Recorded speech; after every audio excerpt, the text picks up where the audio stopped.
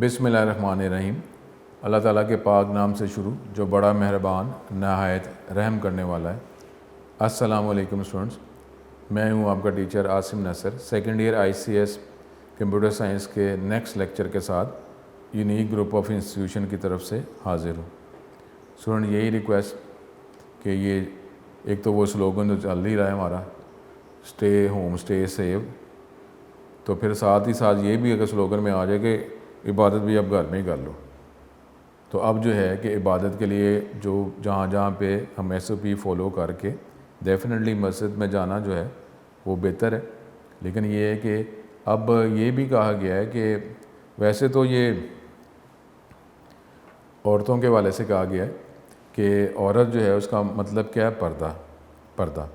और उसमें ये भी कहा गया है, स्टूडेंट, ये फ़ौरन ही ना नेगेटिव माइंड में नहीं लाना चाहिए, पॉजिटिव ही सोचना चाहिए। हम फ़ौरन कोई बात अगर पहुंचती है ना, तो एक तो होता है यकीन वाला बंदा, वो फ़ौरन एक्सेप्ट कर लेगा, ठीक है एक अच्छी बात है। एक उसमें से नेगेटिव ही निकाल, कुछ भी बात कर लो ना, बड़ी से बड़ी बात भी करो, उसमें से नेगेटिव ही निकालेगा। अच्छा ये है तो ऐसे क्यों नहीं है, ये है तो उसको कुछ नहीं मिलता। आप नेगेटिव ही निकालते रहेंगे, कभी कुछ नहीं मिलेगा। अगर सुकून नहीं है, अगर आपकी तबीयत शुक्र वाली नहीं है, तो आपको कुछ भी मिल जाएगा, आपको सुकून आना ही नहीं।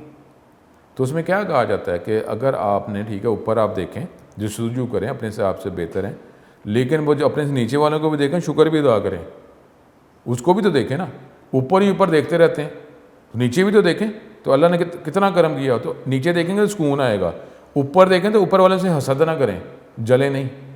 तो अब औरतों के हवाले से क्या कहा गया है कि घर में जो पिछला कमरा है, जो है सबसे पीछे जो है, अगर वहाँ इबादत करेंगी तो उसकी फजीलत ज़्यादा है। ये औरतों का मतलब ही पर्दा है, पीछे कमरा। अब आप ये कहेंगे जी फ्रंट, अब कहें ये सर ये क्या बात करें, पीछे जो कमरा है वहाँ पे इसलिए तो आगे वाले कमरे, ये तो ऐसी नेगेटिव ही बातें हैं ना। एक बंदा कह रहा है ठीक है, वो अगर उसके पास नहीं है, अल्लाह के करम से अगर उसके पास एक ही कमरा है, तो वो क्या करेगा कि पहले फ्रंट वाला कमरा के पीछे वाला कमरा। ये तो हमें फजूल बातें हैं ना, जो करी जाए, यहाँ पर नेगेटिव निकाली जाओ कि सर ये क्या बात है, फ्रंट वाले कमरे में फजीलत नहीं। यार मैंने कब कहा है कि फ्रंट वाले में नहीं। बात ये है कि पर्दा है, इसमें दोनों हैं। कोई ऐसे होते हैं जब क्या वाक़या नहीं पता। अब वो प्यारे खलीफों की बात की जा रही कि एक वो ऊंचे इबादत कर रहे हैं और एक खामोशी से कर रहे हैं। वो कह रहे हैं आप ऊंचा क्यों कर रहे हैं, कहते हैं मैं ये तरगीब के लिए और शैतान को दौड़ा रहा हूँ। और एक वो कहते हैं आप आहिस्ता क्यों कर रहे हैं, वो इसलिए कर रहे हैं कि जो अल्लाह ताला जो है वो तो जानता है ना, वो तो मेरे करीब है, तो मुझे तो करना तो नहीं पड़ता। स्टूडेंट, वाक़या इतने ज़्यादा हैं, हमारे ये लेक्चर फिर उसका मसला पड़ जाना है।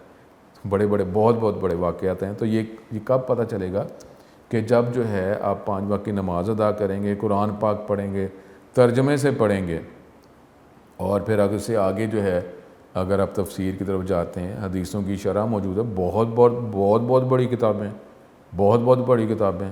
तो इल्म के लिए करें ना। इल्म का ये भी तो है कि इल्म हासिल कर लिए, अमल ही नहीं आया, तो क्या अल्लाह करम करेगा। अगर नमाज़ें अल्लाह ना करे मुँह पर मारी जाएंगी, तो कौन सी नमाज़ें। वो जो लोगों के साथ होता हूँ, लोग जब मेरे साथ है, मैं नमाज़ें पढ़ी जाता हूँ कि लोगों को पता चल रहा है, वैसे कोई नहीं है तो मेरी नमाज में से पढ़ी नहीं जा रही। हाजी किया जी, वो तो हाजी साहब, वो हाजी साहब कहेंगे तो हाजी साहब भाई तूने अल्लाह के लिए किया कि हाजी साहब लगाने के लिए किया। हाजी अलहाज ये क्या चीज़ें हैं। जब दुनिया में आ गए तो तस्बीह पकड़ी हुई है, अल्लाह हो रहा है, वैसे पता ही कुछ नहीं। लेकिन उसमें ये नहीं कहना चाहिए कि तस्बीह पकड़ी हुई तो वो ज़ाहिर है इस तरह ही कर रहा है। वो एक होता है ना कि मिनिमम की बात की जाती है कि जी इतना मैंने लाजमी करना है, तो एक तरीका होता है उसके लिए किया जा रहा होता है। वो अगर शो ऑफ नहीं तो ठीक है, उसमें तरगीब भी तो है ना। तो अगर उसमें एक अल्लाह का करम है, अगर किसी ने हज कर लिया है, तो अब अगर वो हाजी साथ अलहाज लगा रहा है, उसमें अगर उसका तकब्बर नहीं है, तो देखो ये भी तो हो सकता है यार उसने हाजी साथ लगाया अलहाज, यार मैं भी ज़रा करूँ, मैं भी, अल्लाह मुझे तौफीक दे, मैं भी, तो उसमें कोई अर्ज नहीं है। लेकिन अगर शोबाजी है फिर नहीं। दाढ़ी रखी तो दाढ़ी शो के लिए रखी हुई है, किसी ने दाढ़ी इसलिए रखी है, शो के लिए रखी है कि बड़े जी अल्लाह वाले हो गए। एक जो है किसी वो इश्क में रख रहा है, तो वो बातें और होती हैं। लेकिन इसलिए जो है कभी बात को ना पॉजिटिव ले लेना चाहिए, इतना नेगेटिव नहीं लेना चाहिए फ़ौरन ही। नेगेटिव लेगा फिर वो उसको सुकून कभी भी नहीं मिलना, वो नेगेटिव ही बैठा रहेगा। एक जो है वो टर्म्स की बातें करी जा रहा है, एक वो कह रहा है उसको रूह मिल जाए, एक वो इल्म इसलिए की जा रहा था कि मैं गैदरिंग के अंदर बहस कर सकूँ कि मैं बड़ा इल्म वाला हूँ। एक जो है वो क्या है, इतने बुजुर्ग ऐसे हैं कि जब भी बहस करते थे ना, तो कहते यार मुझे तो पता ही नहीं, ये बात नहीं यार मुझे नहीं पता, किसी और से पूछो। वो क्या है, क्या उनके पास इल्म नहीं है। उन किसी ने कहा गया कि जी जमात करवा दें, वो कहते नहीं जमात नहीं मुझे आती, वो शहर ही छोड़ गए, वो दौड़ ही गए। क्या उनको नहीं आता? एक आलिम जो है वो आलिम इस वजह से शहर छोड़ गए कि यार मैं आलिम हूँ तो लोग मेरे से सवाल ही नहीं पूछते। वो शहर ही छोड़ गए, कहते हैं मेरे आलिम होने का फ़ायदा क्या कि मैं किसी को फ़ायदा ना पहुँचा सकूँ। एक ये है वो कोई सवाल नहीं पूछ रहा, शहर छोड़ गए, और एक ये है कि वो सवाल पूछते हैं और फिर शहर छोड़ जाते हैं कि यार मुझे तो आता ही कुछ नहीं है, मैं इम्तिहान चल रहा है मैं अपना तो। ये मुख्तलिफ अल्लाह ताला ने हर तरह के लोग बनाए हुए हैं जो शहर छोड़ते हैं, जो मर्तबा लेते हैं, जो आलिम बनते हैं, लोगों को इल्म देते हैं, कोई छोड़ जाते हैं, कहते हैं मुझे पता ही नहीं यार, ये सवाल नहीं मेरे से, यार मुझे नहीं पता, उससे पूछ लो, और कोई बहस लगे हुए करने। तो अब ये जो है हमें पॉजिटिव रहना चाहिए। तो लेकिन ये है किसी तरह के हम किसी ग्रुप में तो आए ना, चाहे हम आलिम बने, लोगों की रहनुमाई करें, पॉजिटिव फैलाएं, या हम इस कैफियत में आ जाएं कि ठीक है यार मुझे कुछ नहीं आता और मैं कनेक्शन, अल्लाह बस तुझे ही पता चले, अल्लाह सजदा जो है अल्लाह बस तुझे ही पता चले, किसी को पता ही ना चले। हालांकि हमारे प्यारे मलाइका जो हैं लिख रहे हैं ना, तो लेकिन ये एक नीयत की जाए कि अल्लाह तुझे पता चले, बस पता ही ना किसी को चले, अल्लाह मुझे बस तू चाहिए। तो ये इसके लिए क्या है? तो स्टूडेंट जो है इस पर ज़रा तवज्जो करें, यकीन भी लेके आएँ, माँ बाप की खिदमत करें, टीचरों की खिदमत करें, इज़्ज़त करें, इसी से मिलता है। इज़्ज़त आप करेंगे, रिस्पेक्ट करेंगे, फिर ही मिलना है। इज़्ज़त के रिस्पेक्ट के बगैर कुछ नहीं मिल सकता। वो चाहे आपको मिली जा रहा है, आप गुनाह भी करे जा रहे हैं, आपको जो आपके पास अल्लाह ताला जो दुनिया की जो नेमतें भी दी जा रहा है, तो आप कहेंगे मैं तो गुनाह भी कर रहा हूँ, फिर भी मिलता जा रहा है, और वो बड़ी ढील हो रही है, और जब पकड़ होनी तो पता भी नहीं चलना। और दूसरा जो है, ये ऐसी बात नहीं है कि कई बुज़ुर्ग ऐसे उन्होंने कहा कि जी आप जो है ये बात करते हैं तो आपके तो सोने के बटन लगे हुए हैं, आप खैमे जो खैमों की जो मीखें सी होती हैं जिसे खैमे को करते हैं ना, करते हैं ज़मीन में स्टेबल, कहते हैं वो आपकी सोने की है। तो आप क्या बात करते हैं? कहते हैं मैंने वहाँ पे बटन सोने के हैं या मैंने मेखें उधर खेमे की हैं, मैंने ये जो मेखें अपने दिल पे नहीं लगाई हुई। तो वो भी ऐसे हैं। तो उसमें ये नहीं है कि अब आपको बड़ा हो, अगर किसी के पास नेमतें होंगी तब आप कहेंगे वो अल्लाह वाला ही नहीं है। ऐसा नहीं है कि जो बड़े जो फैसिलिटीज़ में है वो अल्लाह वाला नहीं है, और जो झोंपड़ी में रहता है वो अल्लाह वाला नहीं हो सकता। वो झोंपड़ी में रहता है उसके तो मसले में सारे इतने ज़्यादा, वो ज़रा सी करेगा तो अल्लाह करम करेगा, ठीक है, वो अल्लाह ताला तो इससे पाक है ना। अब जो कुर्बानी जो है, तो कुर्बानी में क्या हमारा ये गोश्त जा रहा है, और इसमें अभी क्या कहा जाता है कि अपनी कुर्बानी के जानवर इतने फैराओ भी ना, उसको सैर भी ना कराओ। साथ वाले कुर्बानी नहीं कर सके तो उसके बच्चे जो हैं वो हसरत से देखेंगे। तो ये क्या, ये शो ऑफ है। लेकिन अगर आप जो है खुशी में कर रहे हैं कि ठीक है, उसमें दिखावा नहीं, लेकिन आप कर रहे हैं कि ये पुल सरात पे मारे वो ये मुझे गुजारेगा, ठीक है, वो है, उसमें क्या कहा कि अच्छे से अच्छा हो, लेकिन ये शो ऑफ नहीं। आप हज करके उसमें क्या है कि जी हज के लिए साथ वाला जो है हमसाया उसको मसल में साया तो मैं हज पे चला जाऊँ, तो उसमें कितना हमें बात नहीं पड़ी कि माँ की खिदमत करो। तो क्या कहा, तुम माँ की खिदमत करो, तुम्हारा हज यहाँ पे, और हज मबरूर कबूल है। और कई दफ़ा ऐसे वाक़े आते हैं कि एक बंदा गया ही नहीं है, तो कहते हैं वो वहाँ देखते रहे कि जी हाँ मैं तो मुझे देखता रहा, कहते देखता रहा मैं तो हज पे गया ही नहीं, कहते हमने तो उधर देखा। तो वो उसमें ये भी वाक़ आता है कि वो उधर गया ही नहीं, उसका हज कबूल हो गया, और उसके सदके जितने भी हज किए हैं ना उनके हज कबूल हो गए, हज कबूल किसी का नहीं होना था। अब ये देखें, ये वाक़यात हैं। अब आप कहेंगे सर ये एक वैसी ख्याली बातें, बेटा ख्याली बातें नहीं होती, हम उसको यकीन ही उतना नहीं उठा रहे। हम कह रहे हैं ये कैसे हो सकता है, आज के ज़माने में ये मौजूद नहीं होता, कि आज के ज़माने में अगर कोई नेक बंदे मौजूद हैं वो अल्लाह कर रहे हैं तो ये दुनिया चल रही है, नहीं तो क़यामत आनी। अब क़यामत तो अल्लाह करम करे, कोई अल्लाह ना करे एक्सीडेंट हो जाता है तो उनके लिए तो क़यामत ही क़यामत होती है। लेकिन हम पूरी क़यामत की अगर बात करते हैं तो स्टूडेंट जो है ये अल्लाह ताला ने ही हमें निकालना है, तो अल्लाह ताला से ही तौबा इस्तग़फ़ार करें, फिर ही निकलेंगे, और कोई हल नहीं है, कोई हल नहीं है, ठीक है। तो अल्लाह ताला करम करे, 5 वक्त की नमाज अदा करें, कुरान पाक पढ़ें, लेकिन पढ़ें तो सही, कितना मज़ा आता है। वो तर्जुमे से पढ़ें, वो तफसीर अगर अल्लाह हिम्मत दे वो पढ़ें। वो तहज्जुद के टाइम जो है वो कहते हैं बात सीधी निकलती है, तो सीधी निकलती है ना, वो इंशाल्लाह कोशिश तो करें, ऐसा सुकून होता है उस टाइम अगर आप करें, ठीक है। लेकिन अब ये नहीं कि इस तरह वो जाके, और अगर माँ बाप जो अगर बुला रहे हैं, अगर आप हमारे पास नमाज का अगर टाइम मौजूद है और अगर माँ बाप बुला रहे हैं तो माँ बाप की तरफ जाना है, ये भी बात है। अगर नमाज का टाइम मौजूद है तो अगर अम्मी अब्बू बुला रहे हैं तो उधर भी जाना है। अगर वो पानी के लिए मांग रहे हैं तो कितने वो सारी रात जो है पानी का गिलास लेके खड़े रहे। तो ये बातें भी हैं, ठीक है। लेकिन इसलिए पॉजिटिव ही जो कर सकते हैं करें ज़रूर, उस रास्ते पे चलें, उस रास्ते पे चलें।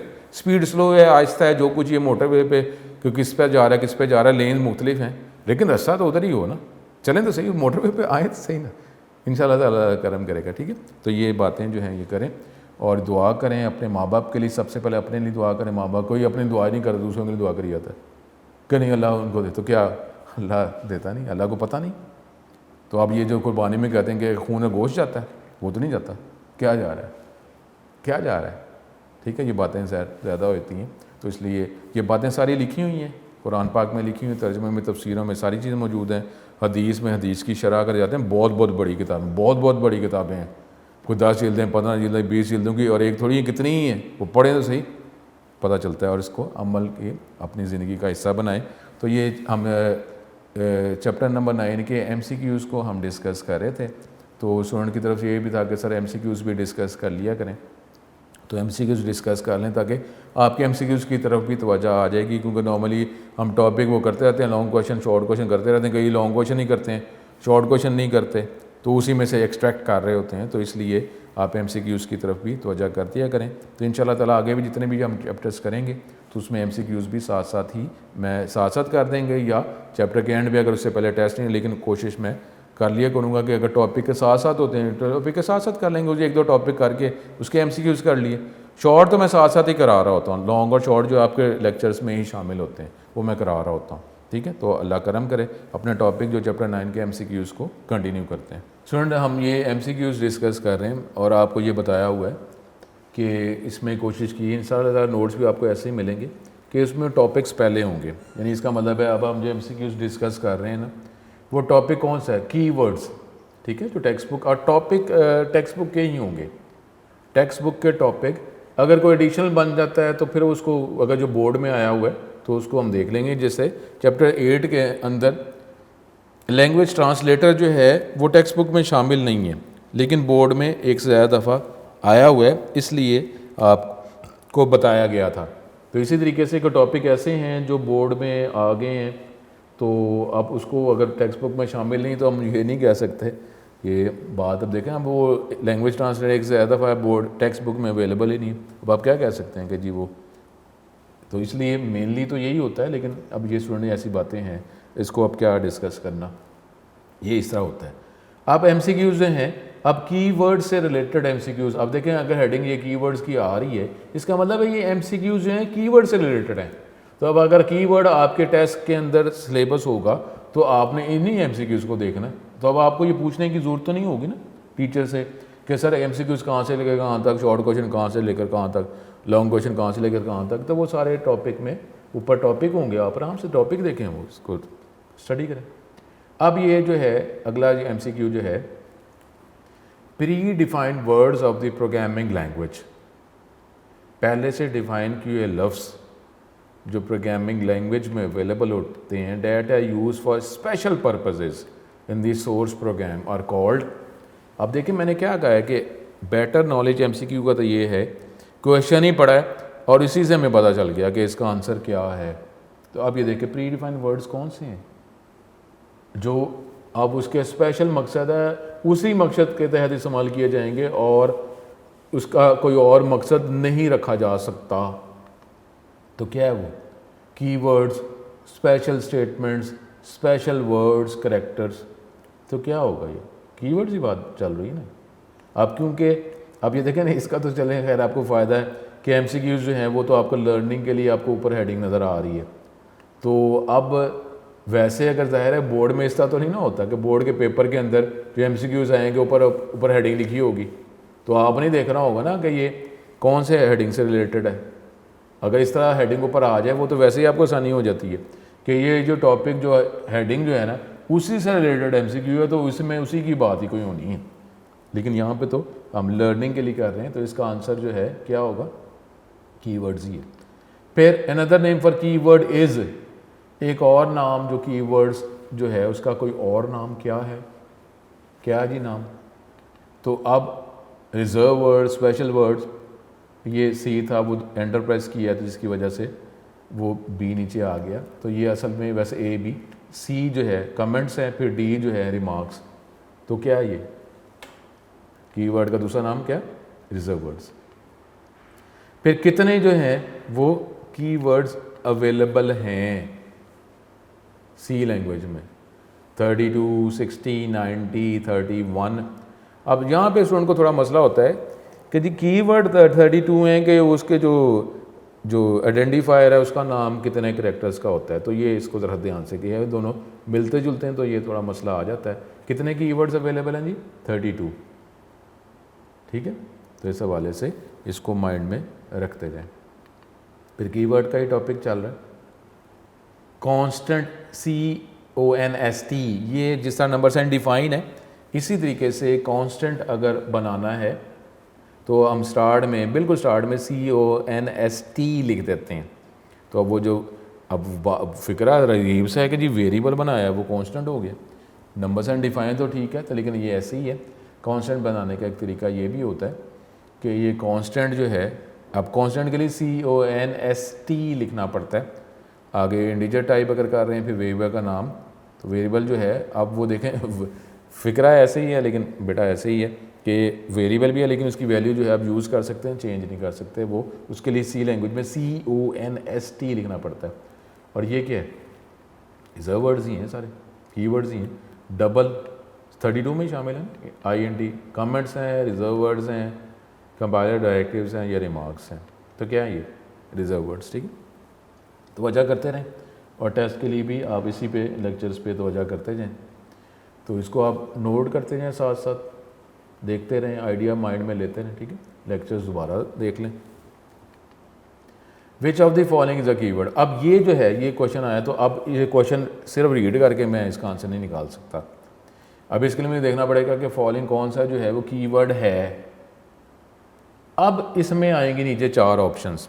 अब 4 ऑप्शन आएंगी, तो अगर तो पहली ऑप्शन ही कीवर्ड आ गया और मुझे पूरा नॉलेज है, इसका मतलब बाकी मैं डबल चेकिंग के लिए कर रहा हूँ लेकिन आंसर पहले आ चुका हुआ है, तो बाकी 3 जो है वो डबल चेकिंग। अगर दूसरा आंसर सही था B, तो इसका B आ गया, बाकी एंड वाले C और D जो है वो डबल चेकिंग के लिए हो रहा है।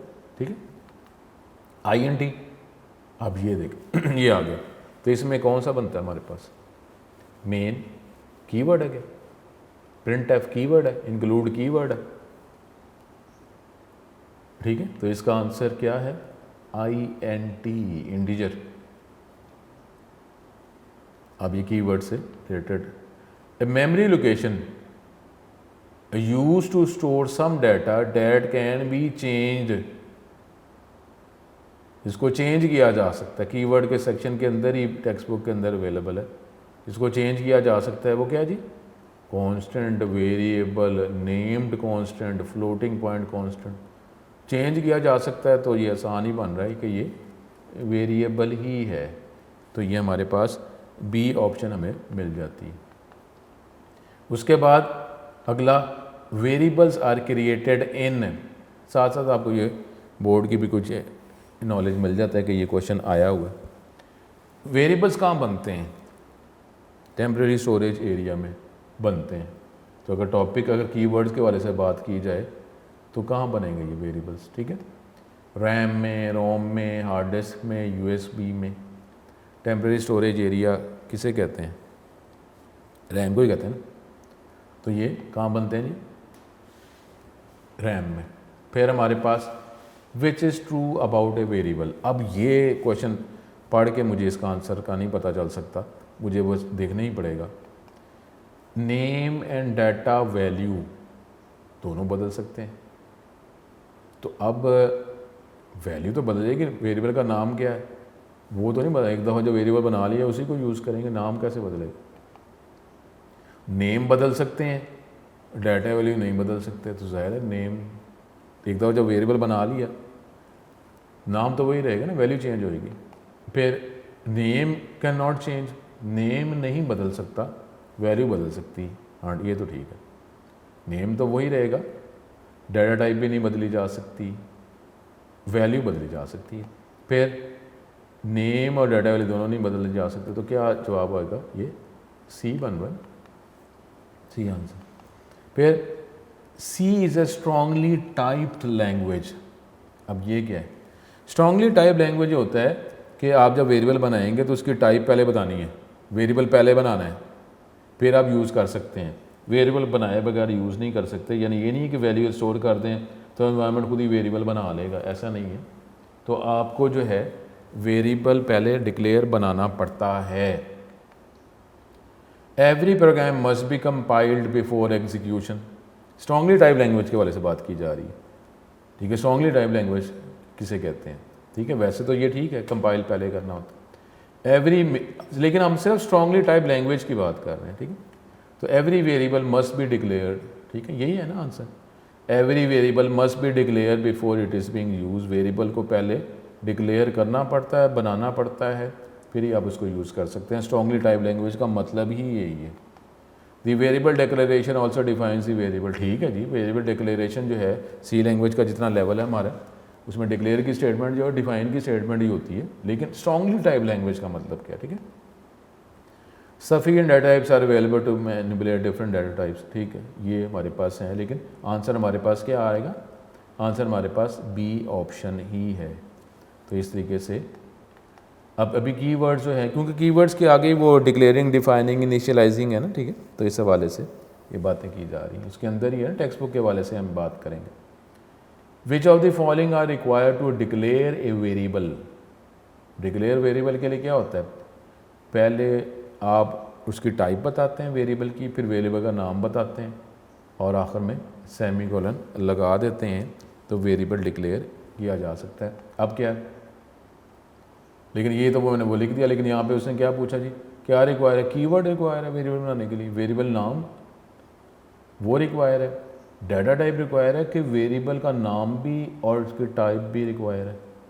कीवर्ड तो ज़ाहिर है हो ही नहीं सकता, वेरिएबल का नाम, तो वेरिएबल का नाम ठीक है, डाटा टाइप, लेकिन ये इसमें फिर हम मैक्सिमम जो हमारे पास जो बेटर पॉसिबिलिटी है वो हम करेंगे, वेरिएबल का नाम भी बताते हैं और डाटा टाइप। इसे वेरिएबल का नाम बताने से वेरिएबल डिक्लेयर नहीं हो जाएगा ना, वेरिएबल की टाइप, डाटा टाइप बताने से वेरिएबल बनेगा, बल्कि नाम भी बताना है और टाइप भी बतानी है। तो हमारे पास डी ऑप्शन आ जाएगी। फिर which of the following is use to separate each variable while declaring more than one variable in one statement. एक ही स्टेटमेंट में जब एक से ज़्यादा वेरिएबल बनाना चाहते हैं तो आप क्या चीज़ यूज़ करते हैं, क्या सिंबल यूज़ करते हैं टू सेपरेट ईच वेरिएबल।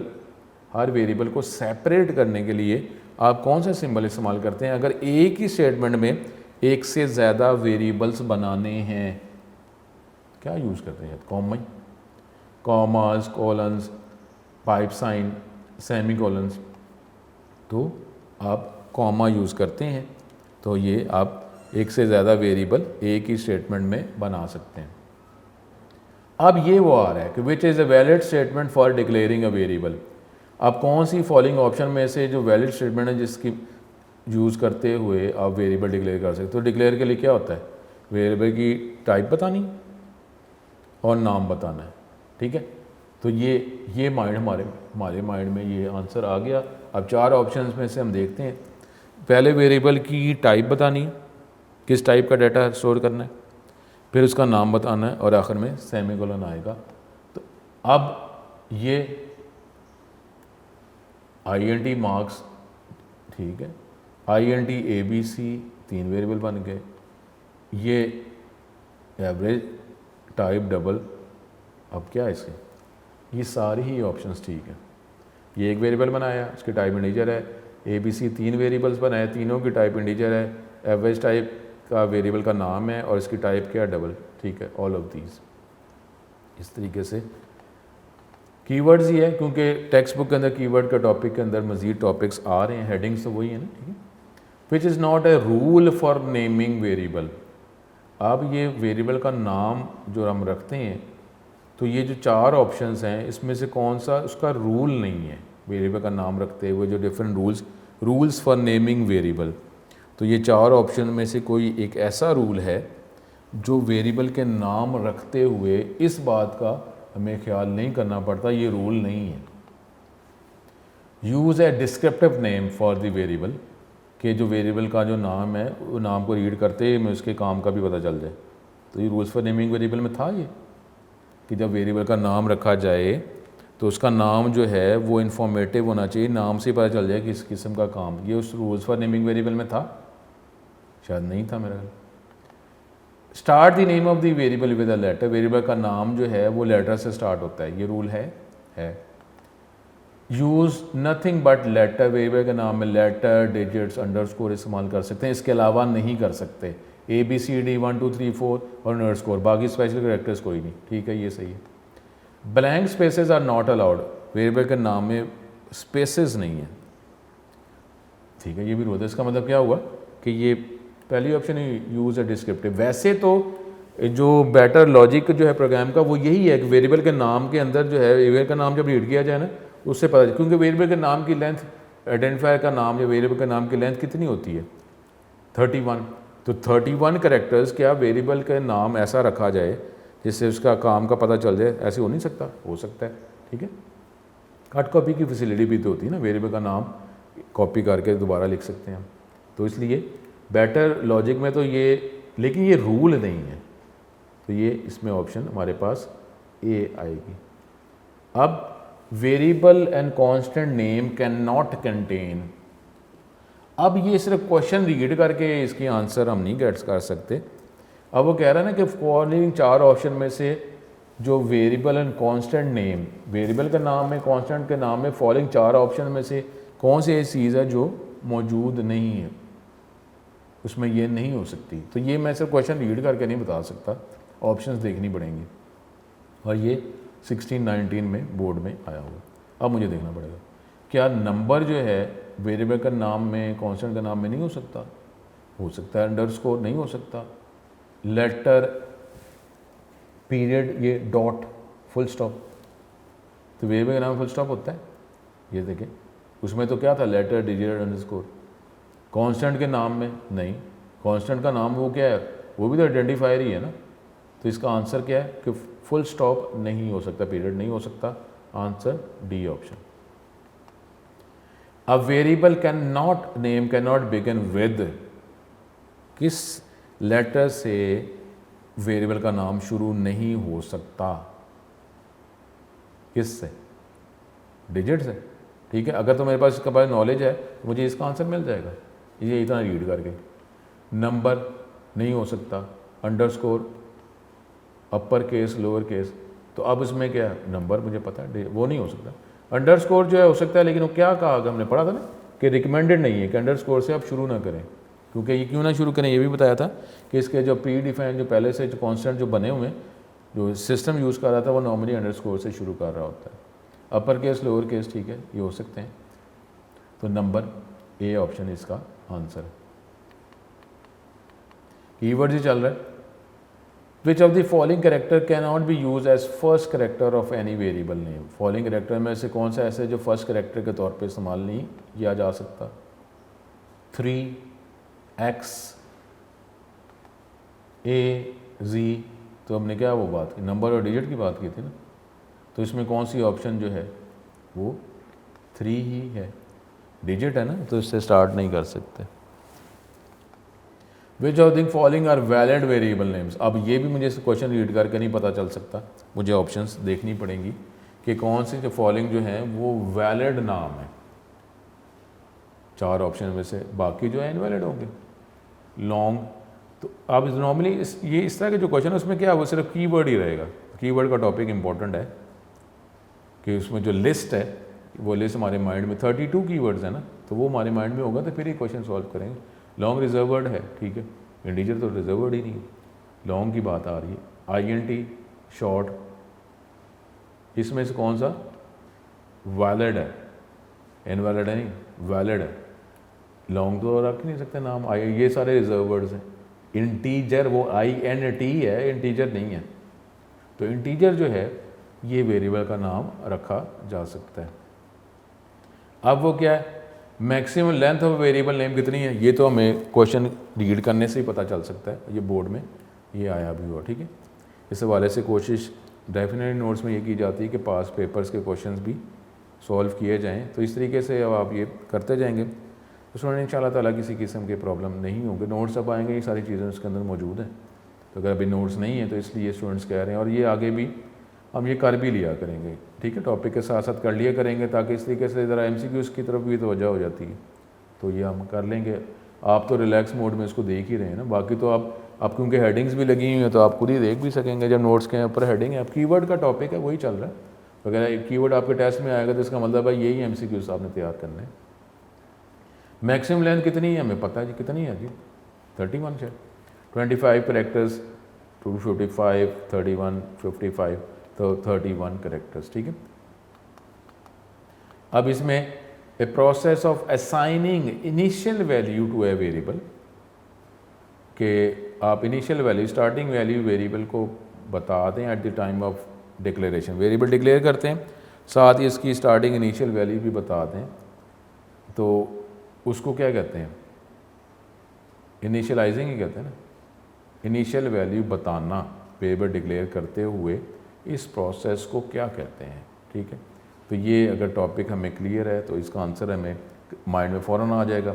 फिर डबल चेकिंग के लिए हम यूज़ कर लेंगे असाइनिंग, इनिशियलाइजिंग, नेमिंग, एग्जीक्यूटिंग। तो क्या है ये इनिशियलाइजिंग ही है ना, वो तो वैसे भी है क्वेश्चन से। कई चालाक स्टूडेंट जो होते हैं वो इस तरीके से क्वेश्चन में से ही आंसर निकल जाते हैं, वो इनिशियलाइजिंग ही होगा, ठीक है। ठीक है, ये भी अल्लाह ने एक कोई किसी को एबिलिटी दी होती है, लेकिन कई दफ़ा सिर्फ चालाकियों से नहीं होता, नॉलेज भी चाहिए होता है। तो इसका आंसर जो है बी ही है। उसके बाद which is a valid statement for initialization of a variable. Variable declare करना है, डिफाइन करना है, साथ ही इनिशियलाइज भी कर देना है। तो फॉलोइंग 4 ऑप्शन में से कौन सी जो है वो वैलिड स्टेटमेंट है। तो ये तो अब स्टेटमेंट देखनी ही पड़ेगी, ये सिर्फ क्वेश्चन रीड करके इसका अंदाज़ा नहीं हो सकता। INT A = 10, ठीक है। INT A = 10 वेरिएबल बनाया है, डिक्लेयर किया, डिफाइन किया, वैल्यू 10 रखवा दी, ठीक है, ये सही है। अब ये A वेरिएबल बनाया किस टाइप का, इंटीजर है, 5 रखवा दिए। B उसकी टाइप क्या, वो भी इंटीजर ही है, 500 रखवा दिए, ये भी ठीक ही है। फिर आपने करैक्टर टाइप का वेरिएबल ग्रेड, और इसमें जब इनिशियलाइज करना होता है कोई सिंगल कोड लिखते हैं ना, ठीक है। तो ये आप इस तरह डायरेक्शन कर दें या वर्ड की तरह कर लें तो ये एरर नहीं है। तो ये भी ठीक है, ये सारी ठीक ही हैं। तो ऑल ऑफ दीज इसकी ऑप्शन होगी। उसके बाद अब इसमें से कौन सी जो वैलिड नहीं है वेरिएबल को इनिशियलाइज करने की, जो 4 ऑप्शंस हैं इसमें से कौन सी वैलिड नहीं है, अब फिर देखना पड़ेगा ना। INT = 100, ये क्या चीज़ है। आप INT के बाद वेरिएबल का नाम तो आया ही नहीं है, फिर करना था। लॉन्ग पॉपुलेशन = ये 1,50,000, ये फिर ये वैलिड नहीं है, जो नॉट वैलिड, ठीक है, ये सही है। वेरिएबल की टाइप है, उसका नाम है, वैल्यू रखवा दें। ये करैक्टर टाइप जो है, ठीक है, ये आपने बनाया है। और ये जो है ये स्टूडेंट ये डिटेल में तो चैप्टर 14 में है। ये जब हमने कम्बिनेशन ऑफ करैक्टर्स लिखने हो तो उसमें मैंने इसका साइज़ नहीं बताया, तो ऑटोमेटिक वहाँ से डिटेक्ट कर लेता है। तो जब करैक्टर टाइप जो है एक से ज़्यादा आपने स्टोर कराने होते हैं तो डबल कोट्स में लिखते हैं, तो ये वैलिड है, सही है। कांस्टेंट मैंने को बताया कांस्टेंट बनाने का तरीका, INT A तो लिखा ही लिखा है। अब अभी कांस्टेंट, अब ये देखें ना, वैसे फ़िक्रों के वाले से वेरिएबल है तो वो कांस्टेंट है, इसकी वैल्यू 50 आप यूज़ कर सकते हैं। अब वेरिएबल A की वैल्यू चेंज नहीं कर सकते। अब दोनों देखें, कांस्टेंट नहीं लिखते तो फिर क्या बनता है, वेरिएबल बना रहे हैं जिसकी वैल्यू चेंज कर सकते हैं। अब ये है एक वेरिएबल है जो कांस्टेंट है। अब फ़िक्रे तो ऐसे ही हैं, लेकिन मतलब ये है कि कांस्टेंट बनाया जा सकता है। इसमें पहली ऑप्शन जो है वो सही नहीं है, तो ये ऑप्शन जो है वो अब करेंगे। उसके बाद नेक्स्ट, अब ये देखें ना, अभी कांस्टेंट का टॉपिक आ गया। इसका मतलब है कि अगर आपके टेस्ट में कीवर्ड तक शामिल है तो अब ये जो कांस्टेंट MCQs ये उसमें शामिल नहीं होने, ठीक है। तो इस तरीके से ये आपको फ़ायदा होगा कि ये नोट्स इंशाल्लाह ताला जो मिलेंगे उसमें ऊपर हेडिंग्स ही होंगी। लॉन्ग क्वेश्चन ये हेडिंग है, उसके अंदर एक लॉन्ग क्वेश्चन है, कितने लॉन्ग क्वेश्चन है, हेडिंग है उसमें एक शॉर्ट क्वेश्चन, कितने शॉर्ट क्वेश्चन, MCQs हैं, हेडिंग में एक शॉर्ट क्वेश्चन है, कितने MCQs हैं, एक हैं, एक से ज़्यादा हैं। अब कांस्टेंट है, इसका मतलब है अगर कीवर्ड था तो पीछे तक ये, अब ये कांस्टेंट उसमें शामिल नहीं होगा, ठीक। तो ये आपको एडवांटेज मिलेगा। तो टीचर से ऐसा जो है पूछने की ज़रूरत नहीं होगी। तो आप जो है वो जो सिलेबस बताया जाएगा तो उससे रिलेटेड लॉन्ग शॉर्ट MCQs कर लेंगे। तो अब कांस्टेंट के वाले से इसके देखते हैं।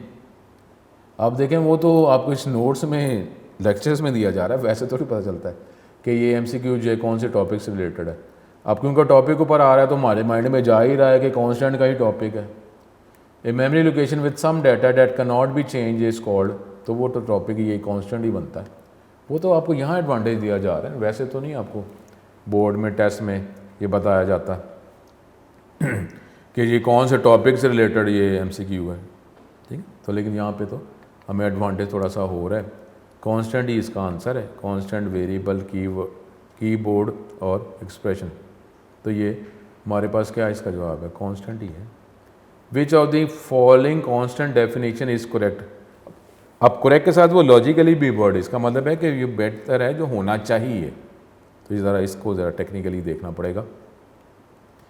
अब क्या है जी, कांस्टेंट, कॉमा किधर आ गया, अच्छा कॉमा होता है वैल्यू में जब आप इसको इनिशियलाइज कर रहे होते हैं। इंटीजर जो है आपने लेंथ और इसमें 7.3 रखवा दिया, इंटीजर टाइप का वेरिएबल है 7.3, तो इंटीजर में तो डेसिमल पॉइंट नहीं होता। फिर ये आपने कर दिया, ये फ्लोट टाइप का वेरिएबल है, कांस्टेंट है, ये कॉस्ट वेरिएबल का नाम है, ये फिर ये रुपीज़ कहाँ आता है बीच में, ये डॉट डॉट तो आते ही नहीं। अब ये जब आप करते हैं ये 65, अब ये इसमें सोचने वाली बात हो रही है कि क्या करें। अच्छा अब यहाँ पे सपोज करते हैं कहते हैं कि जी हमें नहीं पता चल रहा, ठीक है, ये आपको मैं अंडरस्टैंडिंग के लिए कर रहा हूँ, वो तो इल्म तो अल्लाह के पास ही है, ठीक है। अब ये नहीं कि सर को पता नहीं चल रहा, सर और कर रहे हैं, अल्लाह करम करे, ठीक है। अब उसमें अगर सपोज करते हैं ये हमें इसका आंसर नहीं पता चला, तो मैंने आपको क्या बताया कि मैक्सिमम क्रिटिकल में क्या होता है, फिर हम माइनस करना शुरू करते हैं कि यार ये नहीं है, ये नहीं है, फिर जो बाकी बात जाता है उस पर गौर करते हैं। अब आप देखें ये कॉमा तो नहीं होता ना वेरिएबल वैल्यू में, ये ए निकल गया, फिर ये रुपीज़ और ये फुल स्टॉप तो नहीं होता, ठीक है, इससे तो नहीं कर, ये निकल गया, ये दो निकल गए ना, छोड़ दो इसको। अब ये और साथ एक लफ्ज़ लॉजिकली भी इस्तेमाल किया गया है। अब ये दो तो निकल गए, इसको तो निकाल दो ना, अब बी और डी रह गए, और बी और डी में इंटीजर टाइप वेरिएबल बना रहे हैं, इंटीजर टाइप वेरिएबल बना के 7.3 स्टोर करवा रहे हैं, तो लॉजिकली भी बात हो रही है। तो इंटीजर टाइप वेरिएबल उसमें डेसिमल पॉइंट तो होता ही नहीं है, तो ये दो निकाला। अब वो कह रहा है कि कौन सा सही, ये दो निकाला, तो ये इस पर भी हमें डाउट आ रहा है कि ये क्या कर रहे हैं हम। इंटीजर टाइप वेरिएबल है, उसमें 7.3 लिखवाई है, तो 7 होना चाहिए था। तो अब ये क्या चीज़ है। अब आप कहेंगे सर 65 को जब हम 12 पे डिवाइड करते हैं तो इसका जवाब किस में आ जाता है। अब मैथ की बात की जाए तो सर मैथ में तो इसका जवाब भी डेसिमल पॉइंट में आता है, लेकिन ये सी लैंग्वेज की स्टेटमेंट्स हम पढ़ रहे हैं। 65 डिवाइड बाई 12 जो है ये इंटीजर डिवीजन है, डॉट में आंसर नहीं आएगा, ठीक है। तो ये इंटीजर डिवीजन है, डॉट जब लगा के 0 आप लगाते हैं वहीं पर प्रोसेस रुक जाएगा, विदाउट डेसिमल पॉइंट आंसर आएगा। ये पूरा एग्जैक्टली डॉट में नहीं जाके 0 नहीं लेके जाना, तो ये इसका आंसर जो है कोई एक इंटीजर वैल्यू होगी विदाउट डेसिमल पॉइंट। सी लैंग्वेज की बात हो रही, जब आप डिवाइड करते हैं 65.0 होता तो फिर वो बात और थी। ये 65 डिवाइड बाई 12 है, इंटीजर डिवीजन है, तो इसका जवाब इंटीजर होगा, डेसिमल पॉइंट नहीं होगा। तो ये वो है जो वैलिड है। लॉजिकली भी बात हो रही है ना, वो तो सी लैंग्वेज तो इग्नोर कर देता है, तो ये तो दो वैसे निकले। ये अगर हम ये सी इसमें एरर नहीं देना था उसने, लेकिन ये लॉजिकली बात हो रही, तो इसका जवाब क्या आएगा, डी ऑप्शन इसका आंसर आएगा, ठीक है। ये इसमें ज़रा लॉजिकली वर्ड आ जाता है, फिर उसका मतलब है सिंटेक्स के वाले से लॉजिकली भी देख रहे होते हैं। अब वैलिड करेक्टर कांस्टेंट, तो करेक्टर कांस्टेंट किस में होता है, सिंगल कोड में होता है ना। तो अब जो है सिंगल कोड में जो आया उस पर हम तवज्जो करेंगे, बाकी को छोड़ते जाएंगे। ये सिंगल कोड है ही नहीं, छोड़ दिया, डबल कोड्स है, छोड़ दिया। अब ये सिंगल बेशक 6 है, ठीक है, कुछ भी हो, अब ये डबल कोड्स है तो छोड़ते जाएंगे, तो आंसर क्या बना, सिंगल कोड ही होता है ना, करेक्टर कांस्टेंट सिंगल कोड में ही होता है, तो इसका आंसर क्या आएगा, सी ऑप्शन, ठीक है। तो इस हवाले से ये हम करते जाएंगे। अब आगे जो है कांस्टेंट ही टॉपिक चल रहा है, can be use as a character constant, option choice different है, ठीक है, सिमिलर है लेकिन ज़ाहिर है इस तरह। अब करेक्टर जो है वो करेक्टर कांस्टेंट पे लिख सकते हैं, डिजिट लिख सकते हैं, special character, all of these. Character constant के तौर पर क्या लिख सकते हैं कि करेक्टर लिखते हैं, डिजिट लिखते हैं, तो कुछ भी लिख दें, सिंगल कोड में जो मर्जी लिखें, तो क्या आंसर आएगा, डी। करेक्टर कांस्टेंट वो वही है, मुख्तलिफ स्टाइल में पूछा जा रहा है। करेक्टर कांस्टेंट किसके अंदर अंदर आप लिखते हैं? सिंगल कोड के अंदर, सिंगल कोड के अंदर लिखते हैं। तो ये जो है single code, quotation marks double, ये नहीं होना। सिंगल कोड इस तरह लिखें या लिखें, ठीक है, ये मैं आपको पहले ही बता रहा हूँ, टाइपिंग के वाले से इस तरह करेंगे, इस तरह करेंगे, कोई प्रॉब्लम नहीं है। टेक्स्ट बुक में मिलता है, नोट्स में लिखता है, आता है आपके पास, तो ये कोई प्रॉब्लम ना डालते रहना कि ये इस तरह लिखते हैं सिंगल कोड में, इस तरह एक ही तरफ डायरेक्शन है, दो इस तरफ है, तो कोई ऐसा मसला नहीं हो। तो ये इसका जवाब बनेगा हमारे पास।